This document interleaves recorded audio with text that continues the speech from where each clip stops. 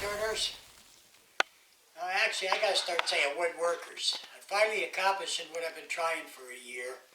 There's some other people that are writing and using our paste now, both of them, the abrasive and the polish, for other things other than lathe turning. Because a lot of people don't turn wood. The majority don't. You know, they do other things, making whatever, jewelry boxes, stuff like that, or tables, or... I had one guy having a heck of a time refinishing this cherry table, and he had finished it so many times it's starting to blotch. And usually I find when you're doing that over the years, if you finish it, it's just soaking up with oil. That oil will start to blotch. I know I did that to a couple of my gun stocks. So I'm hoping I helped him. Tanya Becker wood turning, her husband makes handmade knives, and he sent me a couple pictures, which I'm going to put at the beginning of this video. And those handles look pretty nice. He said he's happy. He's telling all the knife workers, the knife makers, about our paste and that. So there was somebody else was making, Ken at Moon Pie just this week made his sign for his business. And he tried varnish and scratched that off, and he tried some total boat finish, and he wound up grinding that off. And I'm sitting there watching, and I thought, man, because I made a little table for our camper, and I used the buffing wheel on our paste. It was a hybrid resin and wood. And I'm sitting there talking to the TV. I said, Ken, gee, you put our paste on that. He must have heard me, because there it went, and boy, and then he used our polish, and it came out beautiful.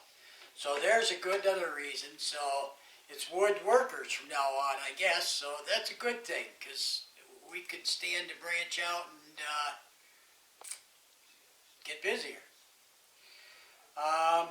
That's really about it. I hope everybody enjoyed last week. I'm going to have a bigger one. You know, I'd like to get, I don't know, about maybe 10 people. Have it go on for like 10 hours or whatever. But that's a lot. So I don't know, because just what we had going on involved a few people, and without their hard work, I would have never pulled that off. So, I got one yesterday, I got one the day before. They're mostly coming out of, out west. I'm in northern Pennsylvania, our little factory. And Texas, Arizona, whatever. And it was only 4 days. So 4 days I'm not going to get excited about. 4 to 5 days. And where's my package? I have a big thing on the front of our website saying I can't, only half the postal employees are out because of COVID. And before they were saying, because of Christmas. And it's out of my hands.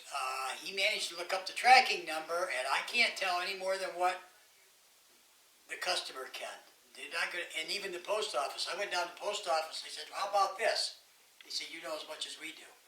And it isn't your postal carrier. It isn't even your post offices. It's those darn distribution centers. So if there's a way you could find out where it's sitting, call them and complain, or complain to somebody, because I've been complaining. I've threatened them to switch over to UPS, because they took $20,000 of our money last year just in postage labels. So if they don't want our $20,000, well, we'll switch to UPS or FedEx. So I'm trying, you guys. I've been complaining. But it's these distribution centers. Now, we're in northern Pennsylvania. We've got one in Harrisburg. But I see they're moving stuff out now. They're finally getting their act together. There's a bad one in New Jersey, and I'm not having any trouble with them anymore. But there's a couple between here and Texas, and I can't pinpoint it yet, that they're called distribution centers. And, it's where all the stuff piles into these big rooms. And that's where it's sitting. That's where your paste is sitting. And when they get around to grabbing it, then it goes to the next station. So that's the deal on that. It's the distribution centers.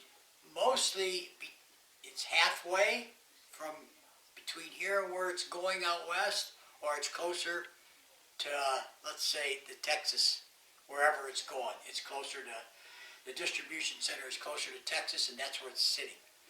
So, just in case for you guys that didn't know that, it's not your postal worker, and it isn't even your post office. So they need to fix that problem. And I believe if they hired part-time help, or they do something, but they can fix that. So there you go, Postal Center, or U.S. Government, Postal Service, or whoever's running that show. So, that's my rant for today. I'm sorry you guys aren't getting it in 4 days, but I'm still waiting for a lot of my stuff too, so. All right, having that, I hope I don't have to bring that up again. The other thing too, if you like our paste, and, oh, I'm running low. Nah, I got enough for another week. I'll wait and order it. Don't wait and order it, because then it won't be my fault if you don't get it. So if you think, I know money's tight, but hey, I hear that the stuff went through through Washington, through the Senate, and so, I don't know, maybe we'll all have a few extra bucks, because there's some stuff I'd like to get myself for the lathe and that. And alrighty, there's one. I'll read it as I go. Nicholas Fisher, Pensacola, Florida.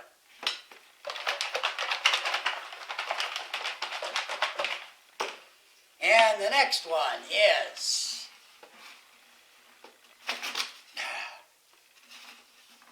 Boy, they're tough to... That name sounds familiar again. Art BECKERT, West Pennsylvania. Huh. Okay. Art BECKERT, Pennsylvania, and Nicholas Fisher are the two winners for today. Congratulations. Please send me your addresses. You know the deal. I'm still getting some people that are just subscribing and not putting in a comment, so I know whether to put them in this thing. So I've got a pile that just subscribed and they run off. So today's video, say hello, I'm new. Your YouTube name, you don't even have to give your real name, and your state or your country. Put it on today if you want in the drawings, or it doesn't make it to this. Got a lot in here. I got to get a bigger jigger thing. Okay, folks. Have a good week. Stay safe. We'll see you on the 14th, next Sunday. And take care. Bye.